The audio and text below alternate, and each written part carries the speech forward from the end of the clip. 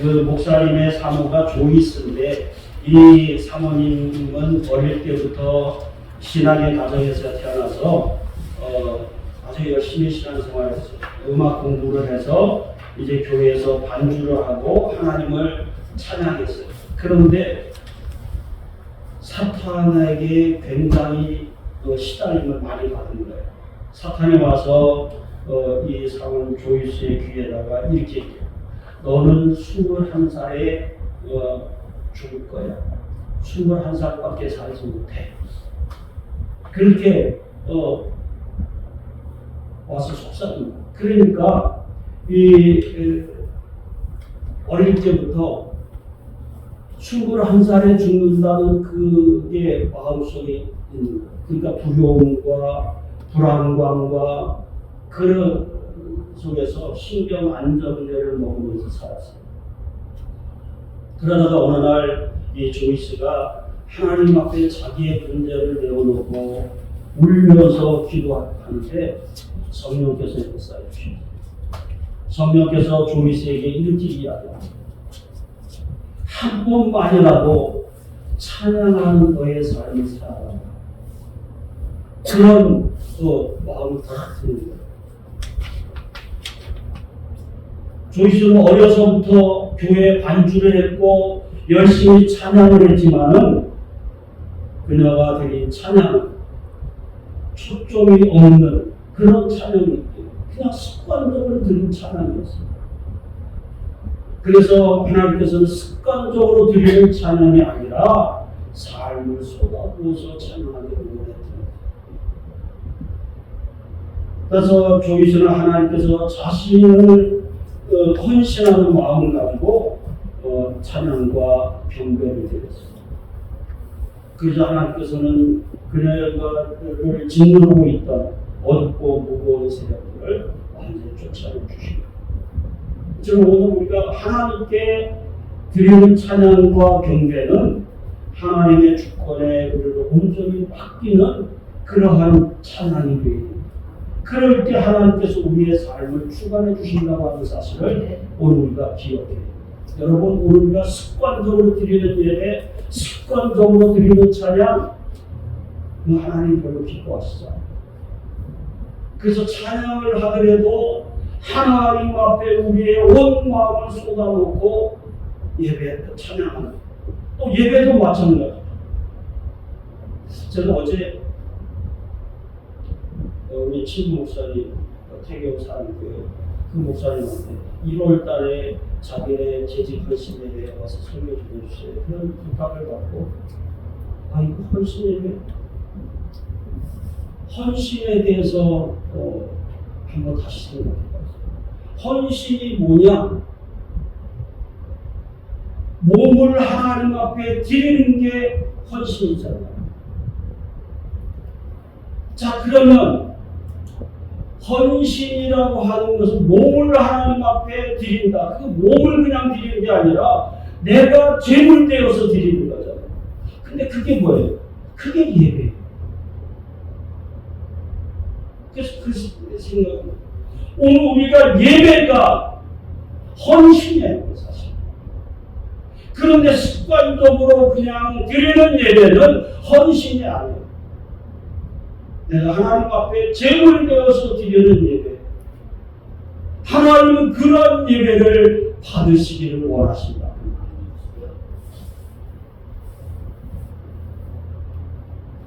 그래서 시편 145편 3절에 보니까 여호와는 위대하심이 크게 찬양할 것이라 그의 위대하심을 측량하지 못하리라, 그렇게 말씀하고 있습니다. 그래서 오늘 본문에서 사도 바울은 고린도 교회 성도들이 하나님의 신령한 은혜를 받았음에도 여전히 이교적 환경에서 벗어나지 못하고 그냥 이교적 환경에 묻혀서 적당히 타협하고 살아가는 것을 보고 이스라엘 백성들의 출애굽 당시의 예를 들어서 그들의 불신함을 경고하고 하나님의 신령한 은혜를 받은 자로서 하나님을 기쁘시게 하는 삶을 살아야 된다 교훈하고 있는 것이 오늘 본문의 내용입니다. 그것은 왜 하나님의 신령한 은혜를 받은 성도의 삶의 원리와 목적이 무엇인가? 이것은 오늘 우리가 깨달아야 되기 때문에 그렇습니다. 그러므로 오늘 본문의 말씀을 통해서 하나님의 신령한 은혜를 받은 성도들은 어떠해야 하는가 하는 것을 살펴보면서 함께 은혜를 나누고, 우리 모두가 하나님의 신령한 은혜를 받은 자로서 하나님을 기쁘시게 하며 하나님 앞에 영광을 돌려서 하나님의 자녀의 복을 받아 누리는 우리 모두가 되어주시기를 간절히 소원합니다. 하나님의 신령한 은혜를 받은 자는 어떻게 되느냐? 그리스도로 살아야 된다 하는 거예요. 자, 3절, 4절 우리 다시 한번 읽겠습니다. 시작. 나를 신령한 은혜를 받으며 나를 신령한 은혜를 받으시니 이런 그들을 나를 신령한 반석으로부터 맞췄으며 그 반석은 곧 그리스도시라. 아멘. 하나님의 사랑과 초자연적인 능력으로 출애굽한 이스라엘 백성은 홍해를 건너서 광야길을 지나서 이제 약속의 땅인 가나안을 향해서 가는 거예요. 그게 광야의 삶이잖아요.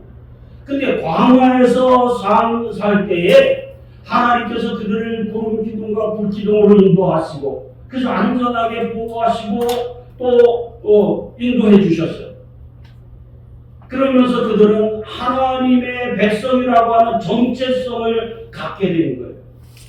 뿐만 아니라 이스라엘 백성 메마른 광야에서 하나님의 기적적인 손길을 통해서 공급해 주시는 만나와 생수를 통해서 배고픔과 갈증을 해소할 수 있었던 거죠.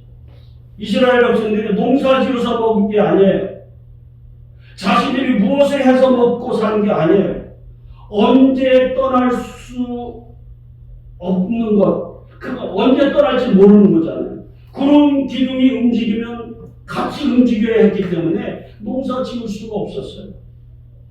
근데 그들의 삶을 누가 인도하시느냐? 하나님이 만나와 생수를 공급해 주셔서 부족함이 없도록 또 안전하게 보호해 주셨다고 하는 거예요. 그래서 이스라엘 백성들은 오직 하나님만 바라보면서 그 인도하심을 따르게 될 때 아무런 부족함이 없이 안전하게 생활할 수가 있었다고 하는 것이죠.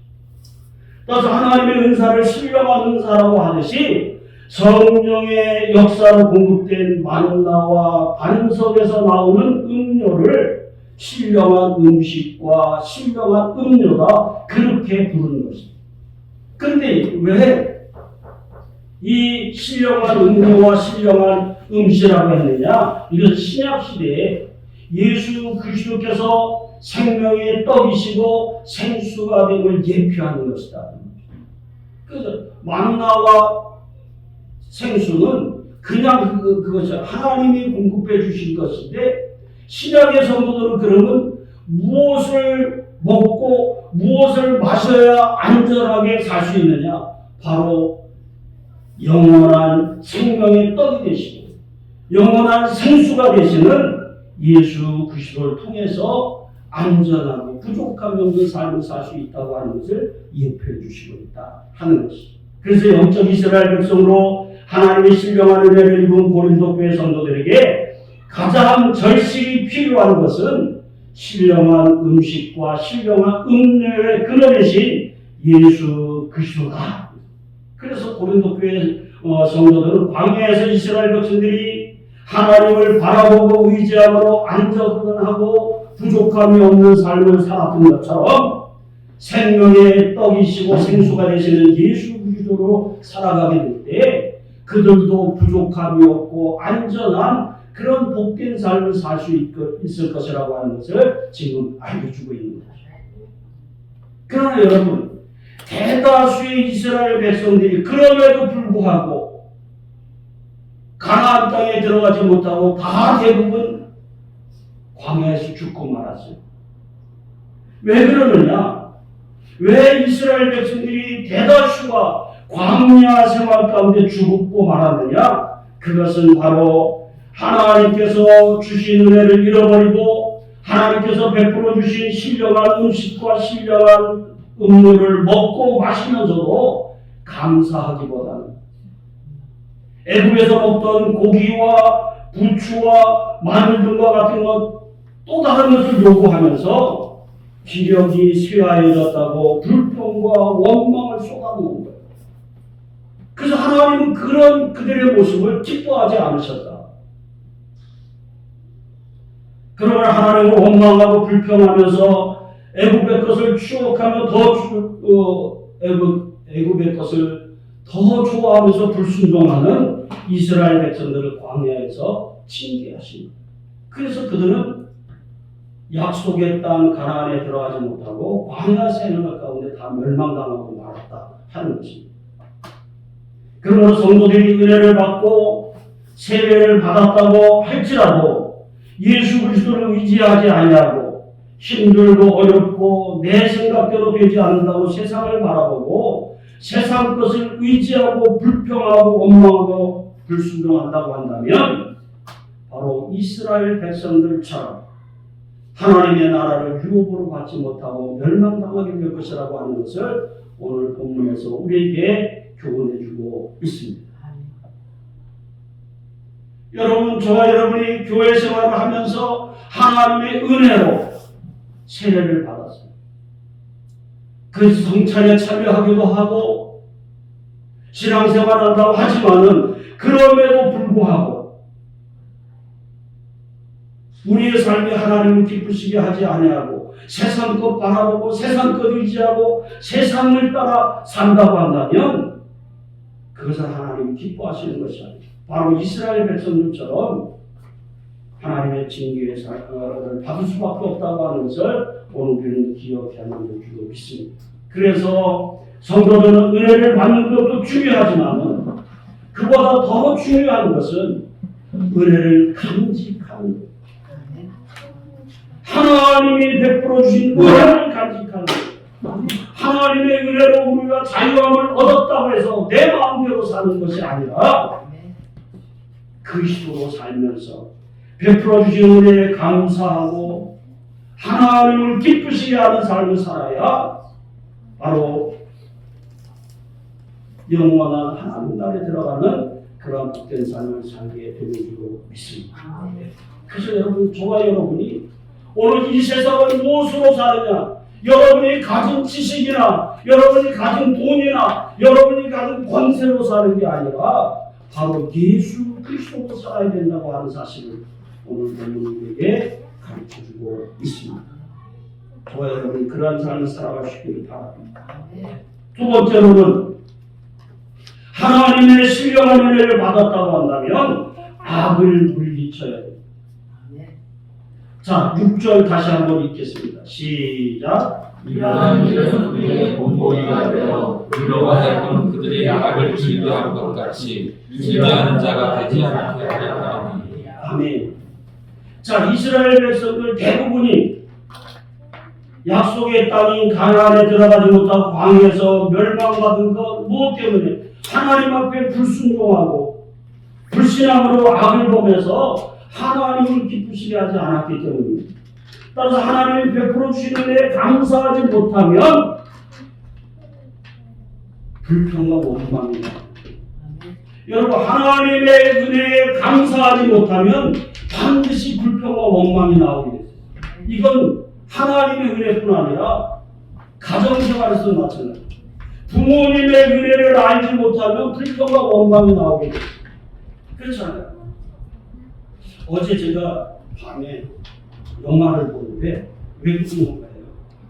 잠깐.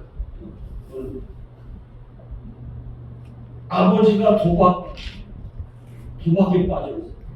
그래가지고 아들 가정이 다 풍비박산을 거예요.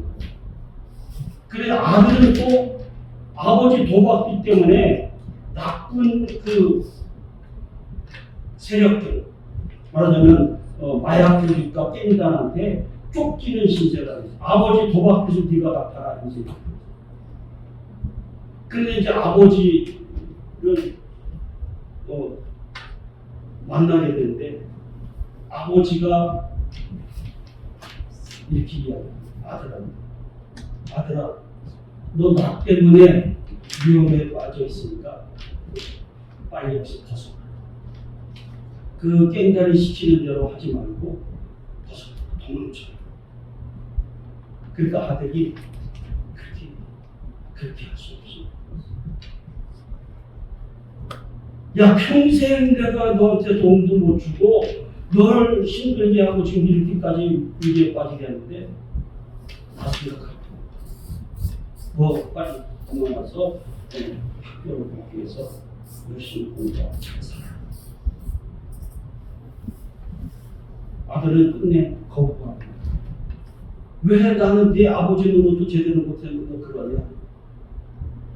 그래도 내 아버지잖아. 그래도 내 아버지잖아. 그렇게 오늘 우리가 부모의 은혜에 감사하지 못하면 불평하고 원망이라는 것이 하나님의 은혜에 감사하지 못하면 불평과 원망이 나오는 거예요. 그래서 불평과 원망이 나오면 더 나은 것, 더 좋은 것 찾으려고 그렇게 하다 보니까 탐심이 생기는 거예요. 근데 여러분, 성경은 탐심을 뭐라고 이야기하고 있어요? 우상숭배다 그렇게 이야기하고 있어요. 골로새서 3장 5절을 보니까 이렇게 이야기합니다. 그러므로 땅에 있는 지체를 죽이라. 곧 음란과 부정과 사욕과 악한 정욕과 탐심이니 탐심은 우상숭배다 그렇게 말씀합니다. 그래서 이스라엘 백성들은 우상숭배하는 거예요. 왜요? 하나님이 베푸신 은혜에 감사하지 못하니까 하나님이 내려주는 만나와 신령한 음료를 먹고도 감사하지 못하는 조금만 어려운다고 불평하고 원망하는 거예요. 그러다 보니까 결국은 뭐예요? 우상숭배하게 돼요.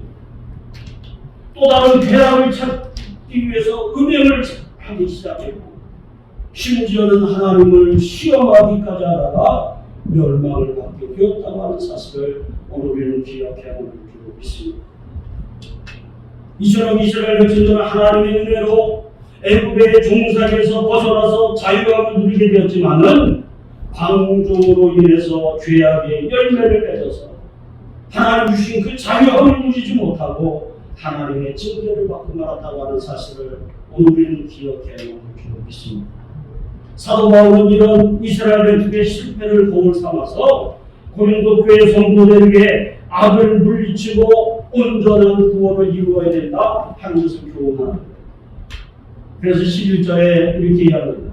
그들에게 일어난 이런 일은 본보기가 되고 또한 말세를 만나 우리를 깨우치기 위하여 기록되었느니라 그렇게 말씀하고 있습니다. 사도 바울의 고린도 교회 성도를 향한 이 권면은 고린도 교회 성도들뿐만 아니라 오늘 우리에게도 주어지는 권면으로 성도들은 더욱 겸손한 자세로 자신을 돌아보면서 악을 물리쳐야 합니다. 그것은 대다수의 이스라엘 백성이 광야에서 멸망을 받았지만은 하나님의 은혜를 생각하고 그 악을 물리치고 굳건한 믿음 가운데 서 있던 눈의 아들 여호수아와 여분의 아들 갈렙은 어떻게 했어요? 그들만큼은 가나안 땅에 들어갔다. 왜요? 이스라엘 백성이 악을 저지를 때 그들은 거기 쉽지 않았어요. 오로지 하나님만 바라보고 하나님만 의지하고 하나님 말씀에 절대적으로 순종했더니 그들은 이스라엘 백성들과 함께 가나안 땅에 이르게 되었다는 사실을 오늘 우리는 기억해야만 하는 줄 믿습니다. 그러므로 12절에 이렇게 말씀합니다. 그런즉 선줄로 생각하는 자는 넘어질까 조심하라. 왜 이렇게 이야기합니까? 고린도 교회 성도들 일부가 자신들은 복음에 대한 확신이 있었어요. 그리고 자신들은 생활에 흠이 없다고 그렇게 과신하면서 자신들은 이미 세례와 성찬에 참여했고 하나님의 자녀가 되는 복을 받았기 때문에 우상 제사에 참여하고 그 제물을 먹어도 해가 없다고 주장하면서 자신들의 행위가 죄인지도 깨닫지 못하고 있습니다. 여러분 우리 똑같습니다. 오늘 우리가 구원받았으니까 내가 지금 어떻게 살아도 괜찮다? 그렇지 않습니다. 구원파가 그 얘기하는 거예요. 구원파가. 한번 우리는 구원받았기 때문에 절대로 회개할 필요 없다. 그렇게 얘기하잖아요.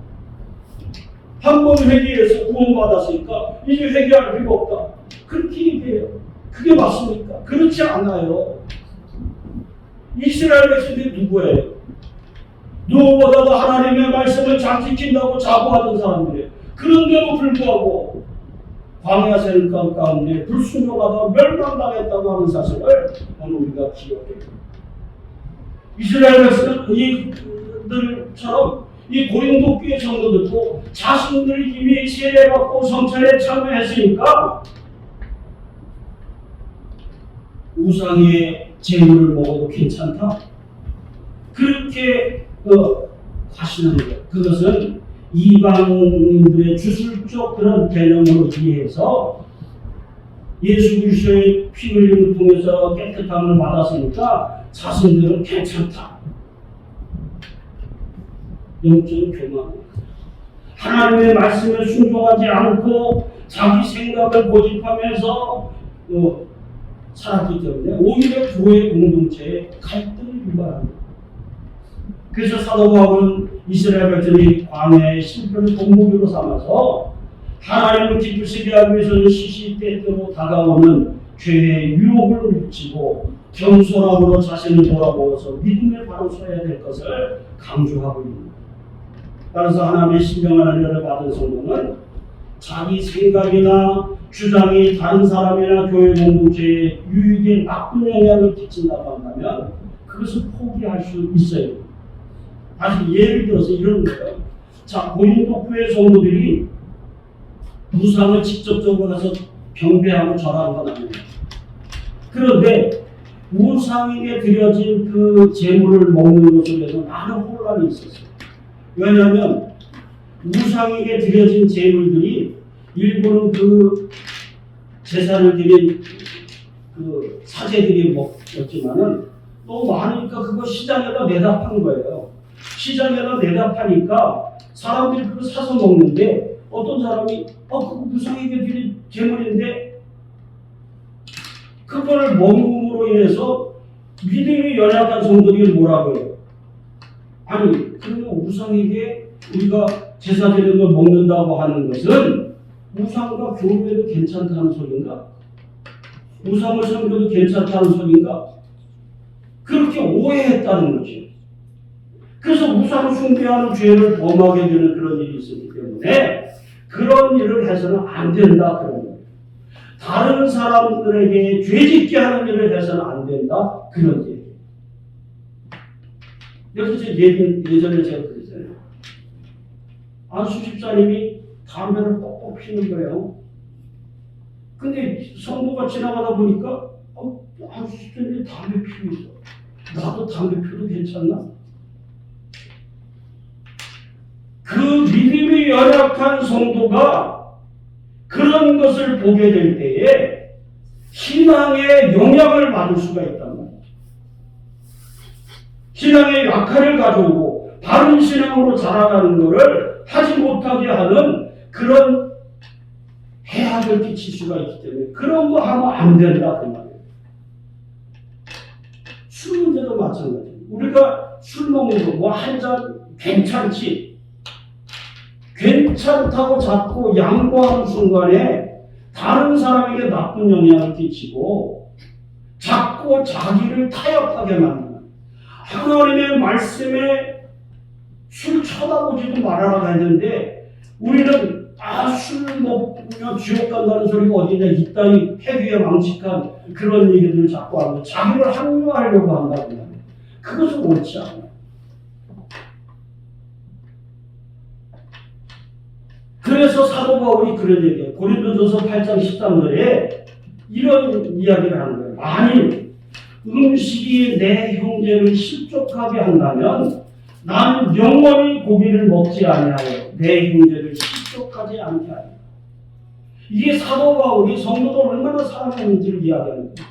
내가 고기 먹는 문제 그것 때문에 다른 성도가 혹시 잘못 생각해서 실족할 수 있다면 나는 평생 고기 먹지 않겠다. 그래서 내 형제를 실족하지 않게 하겠다.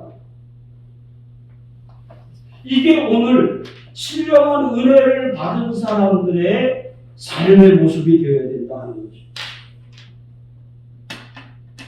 내가 조금 희생하고 내가 조금 양보하고 내 유익을 포기해도 이것이 다른 성도들에게 유익이 되고 교회 공동체에 유익이 된다고 한다면 난 기꺼이 내 권리, 내 자유를 포기할 수 있다.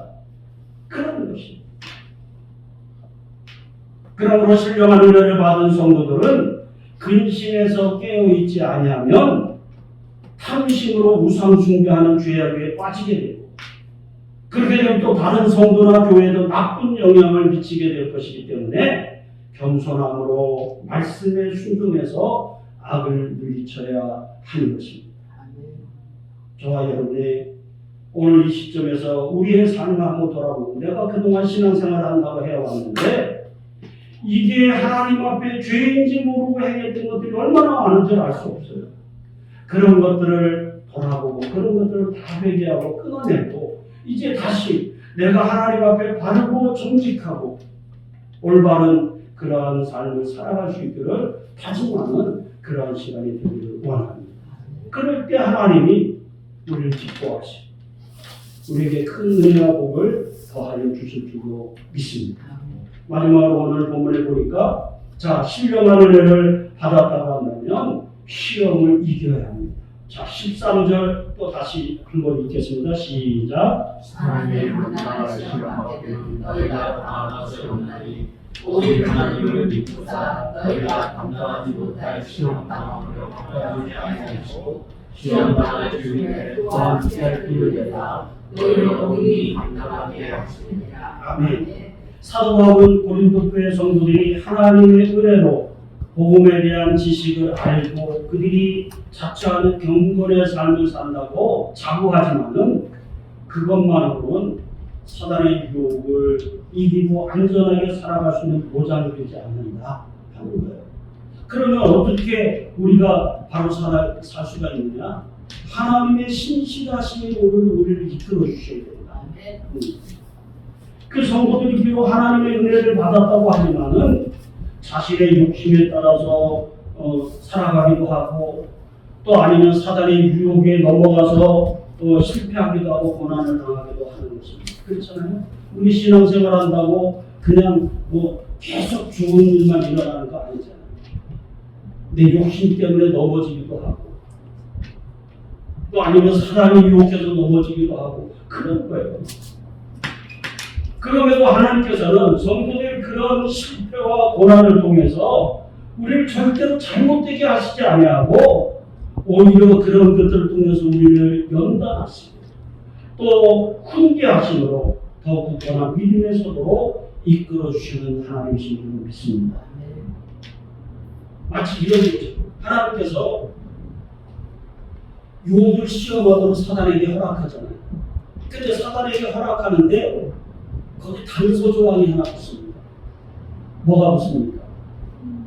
욥의 생명은 해하지 말아라. 내가 다 다른 것은 다 내가 시험하되 욥의 생명은 거두지 말아라. 그렇게 말씀하십니다. 그래서 욥이 그 온갖 견딜 수 없는 그런 환난과 고난을 겪잖아요. 근데 하나님께서 끝까지 그를 붙드셔서 결국에는 고난과 시험을 능히 이기게 하십니다. 이전보다 더욱더 굳건한 믿음으로 갑절이 되는 복을 받게 하시는 것을 오늘 성경을 통해서 알고 있습니다. 이처럼 하나님께서 성도들이 감당할 수 없는 시험은 허락하시지 않습니다. 우리가 감당할 수 있는 그러한 시험을 허락하시고 또 그런 시험이 있을 때 그 시험을 능히 이길 수 있는 힘과 능력을 공급해 주시는 신실하신 하나님이신 것을 우리는 기억해야 하는 것으로 믿습니다.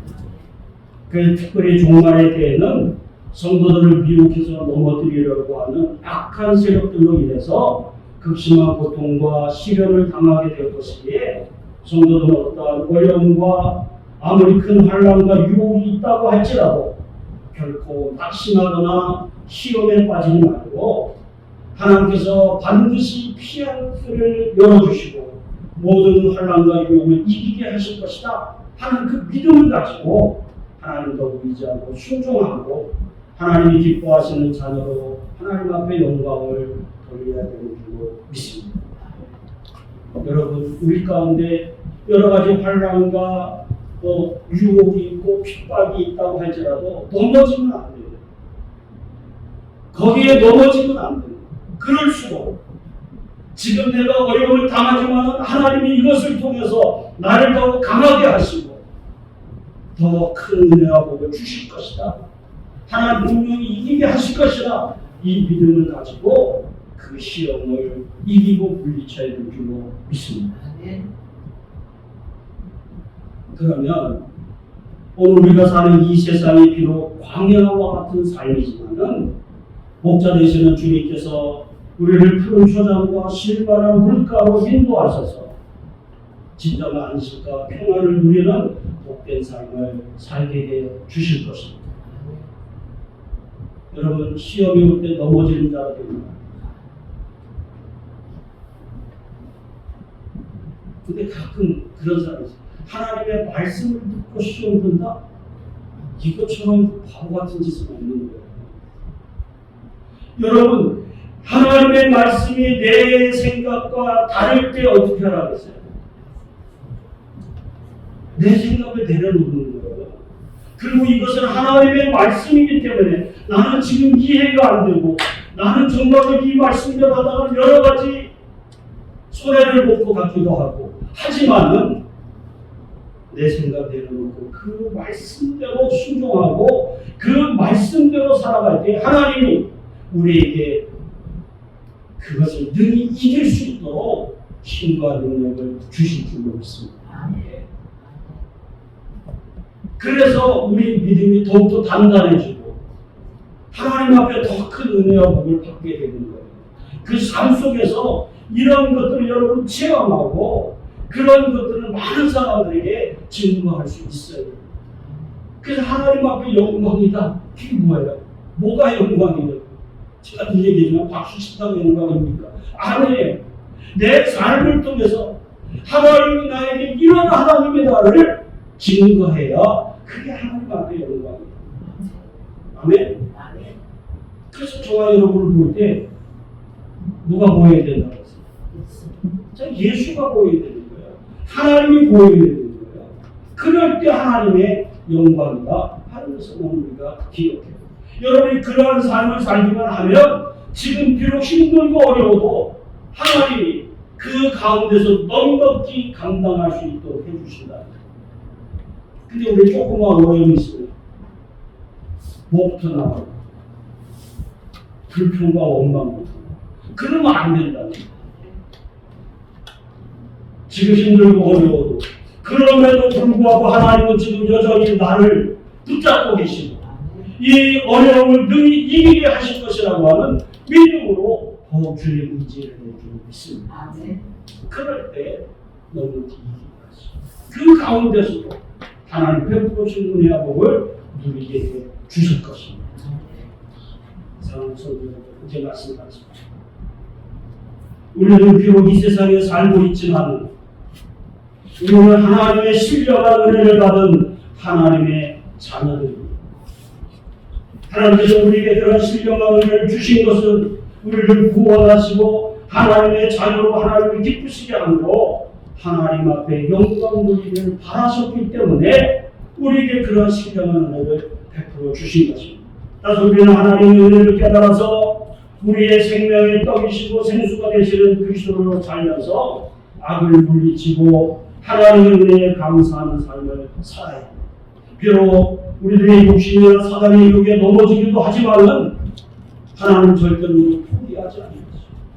그때마다 피할 길을 예비하셔서 능히 이기게 하시고 굳건한 믿음으로 더 큰 은혜와 복을 누릴 수 있도록 우리를 이끌어 주실 것이라고 하는 그 믿음으로 날마다 하나님의 뜻에 순종하고 하나님을 기쁘시게 하는 삶을 사는 우리 모두가 되어져야 될 줄로 믿습니다. 그럴 때 하나님은 우리에게 더 큰 은혜와 복을 주시고 이 험악한 세상 가운데서도 비록 광야의 삶을 살고 있지만은 그럼에도 불구하고 하나님의 나라를 경험하고 하나님의 나라를 맛보고 사는 그런 삶을 살도록 이끌어 주실 줄로 믿습니다. 바라기를 주와 여러분이 하나님의 은혜 늘 감사. 날마다 하나님 기뻐하시는 삶을 통해서 하나님께서 베풀어 주시는 그러한 안식과 평안을 누리는 하나님의 복된 자녀들이 되어주시기를 간절히 소원합니다. 그래서 날마다 삶 속에서 우리 하나님이 어떠한 분인가를 많은 사람들에게 보여주고 또 그들도 하나님 앞에 돌아올 수 이끌어주는 그런 믿음의 자녀를 되어주시기를 간절히 소원합니다. 네. 자, 오늘 이 말씀을 기억하면서 우리 한번 통속으로 기도하겠습니다. 이제 날마다 그리스도로 살게 하여 주옵소서. 악을 물리치게 하여 주옵소서. 네. 시험을 이기게 하여 주옵소서. 기도할 수 있기를 바라고요. 또 담임 목사님 바른 복음 전하게 해 주옵소서. 우리 주여 한번 외치고 기도하겠습니다. 주여! 감사하신 우리 하나님